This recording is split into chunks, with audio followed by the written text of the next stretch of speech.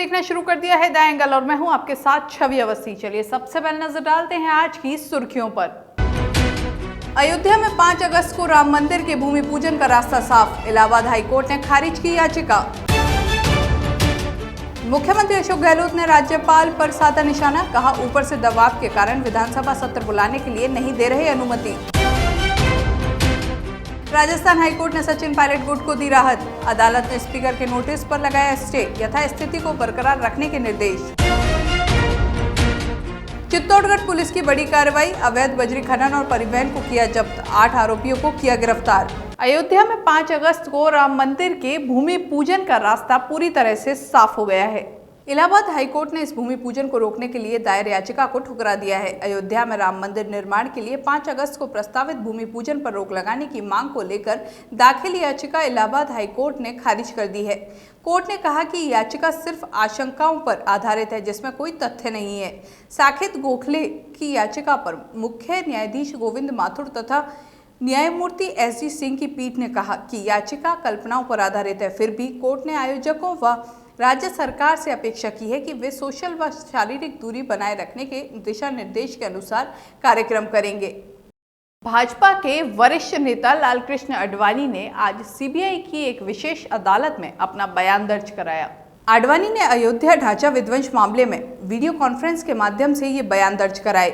इसके पहले भाजपा नेता मुरली मनोहर जोशी ने वीडियो कॉन्फ्रेंस के जरिए अपने बयान दर्ज कराए थे। जोशी ने अपने बयान में कहा कि वे निर्दोष हैं, पूरा मामला राजनीति से प्रेरित है, उन्हें फर्जी फंसाया गया है।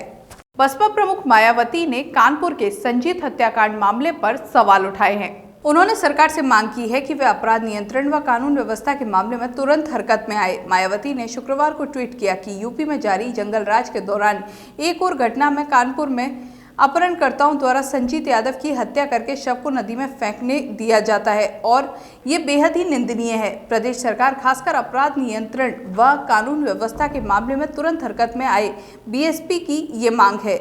हाईकोर्ट का फैसला आने के बाद सीएम अशोक गहलोत ने एक प्रेस वार्ता की। मुख्यमंत्री अशोक गहलोत ने कहा कि सरकार के आग्रह के बावजूद ऊपर से दबाव के कारण राज्यपाल विधानसभा का सत्र नहीं बुला रहे हैं। मुख्यमंत्री ने दावा किया कि उनके पास बहुमत है और विधानसभा में दूध का दूध और पानी का पानी हो जाएगा।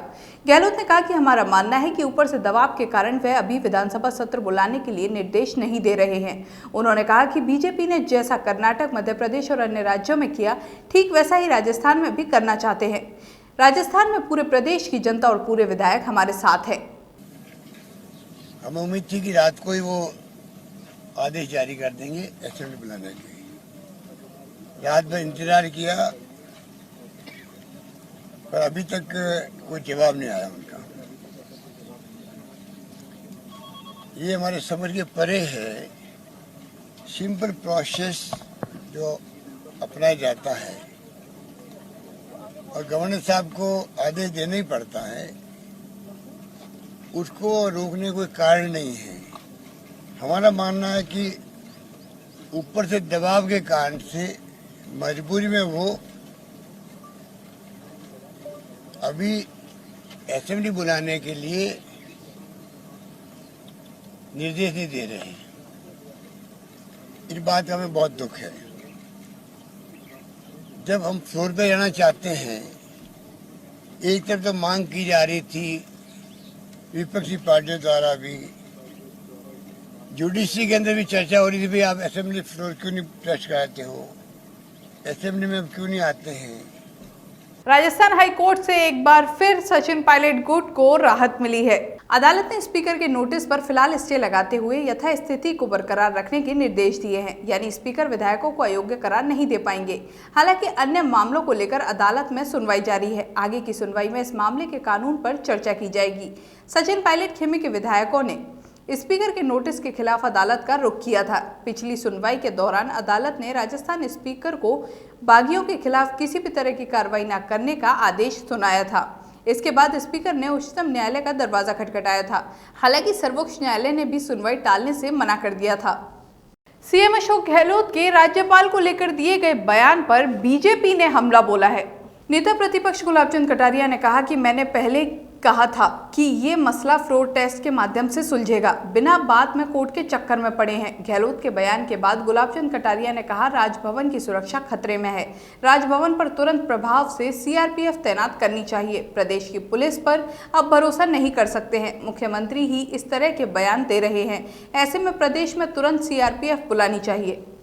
राजस्थान राजभवन के इतिहास में शायद ये पहली बार है जब राजभवन के अंदर जोर शोर से नारेबाजी हुई है। नारेबाजी भी किसी और की नहीं बल्कि प्रदेश की जनता की ओर से चुने हुए जनप्रतिनिधियों ने की।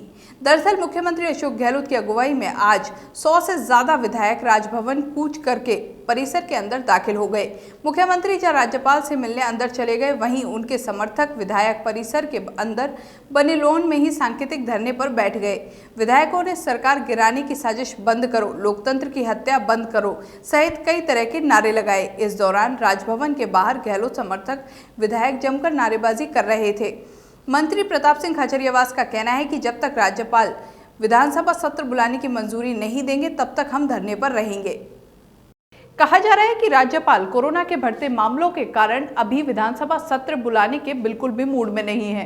इन खबरों के बाद राजस्थान के चिकित्सा मंत्री रघु शर्मा ने कहा कि अगर सत्र न बुलाने की वजह कोरोना वायरस है तो हम 200 विधायकों का कोरोना टेस्ट करवाने को तैयार हैं। उन्होंने कहा कि इससे पहले राज्यसभा के चुनाव हो चुके हैं। चिकित्सा मंत्री ने कहा कि विधानसभा सत्र बुलाने में यदि कोरोना वजह से किसी भी प्रकार की कोई दिक्कत है तो हम एक विधायक का कोरोना टेस्ट करवा सकते हैं।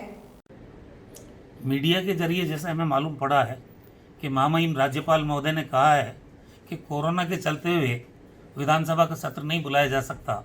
अगर ये सच है तो हम 200 के 200 विधायकों का कोरोना टेस्ट करने के लिए तैयार हैं। राज्यसभा के चुनाव हुए अभी 19 जून को, तब चुनाव में सारे साथ निकले हैं, लंबी लंबी लाइनें लगी है, तब राज्यसभा के चुनाव कैसे हो गए? विधानसभा का सत्र बुलाने के लिए कोरोना की वजह से कोई भी प्रॉब्लम है तो हमारे पास किट मौजूद है, हम एक विधायक का टेस्ट करा सकते हैं। और टेस्ट में कोई भी जो विधायक पॉजिटिव हुए थे वो नेगेटिव भी हो गए। हमारे कांग्रेस विधायक एक पॉजिटिव हुए थे पिलानी से, वो नेगेटिव हो गए। सुमेरपुर के विधायक हैं, वो भी लगभग रिकवरी हो गई उनकी। कौन कोरोना से संक्रमित है विधायक, और अगर है भी तो उनकी जांच हो जाएगी। लेकिन ये आड़ लेके कि कोरोना की वजह से विधानसभा का सत्र नहीं बुलाया जा सकता, मैं उचित नहीं मानता। चिकित्सा मंत्री रघु शर्मा ने प्लाज्मा बैंक का पोस्टर जारी किया। पोस्टर जारी करते हुए कोरोना विजेताओं से ज्यादा प्लाज्मा दान करने की अपील भी की गई। उन्होंने कहा कि वर्तमान परिप्रेक्ष्य में राजस्थान सरकार आमजन के स्वास्थ्य को लेकर अति संवेदनशील है।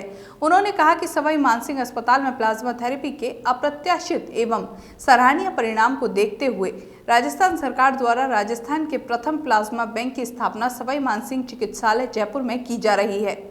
जिला पुलिस चित्तौड़गढ़ लगभग एक सप्ताह से अवैध बजरी खनन और परिवहन पर शिकंजा कसे हुए है। पुलिस ने विभिन्न कार्रवाइयों में भारी मात्रा में बजरी का स्टॉक व वाहनों को जब्त कर कई आरोपियों को हिरासत में लिया है। पुलिस अधीक्षक दीपक भार्गव ने बताया कि अतिरिक्त पुलिस अधीक्षक सरिता सिंह के मार्गदर्शन में जिला विशेष टीम के प्रभारी व सदस्यों द्वारा जिले के पुलिस थानों ने खनन विभाग के साथ अवैध बजरी खनन व परिवहन पर कार्रवाई करते हुए पिछले एक सप्ताह में अवैध बजरी परिवहन करते समय 3 ट्रेलर, 3 डंपर और 2 ट्रैक्टर ट्रॉली सहित 11 अवैध बजरी स्टॉक पर छापा मारकर बजरी स्टॉक से कुल 5,990 टन अवैध बजरी जब्त कर 8 आरोपियों को गिरफ्तार व 14 आरोपियों को नामजद किया है। इस बुलेटिन में बस इतना ही। अगर आपको हमारा ये वीडियो पसंद आया है तो हमारे चैनल को सब्सक्राइब करना ना भूलें। नमस्कार।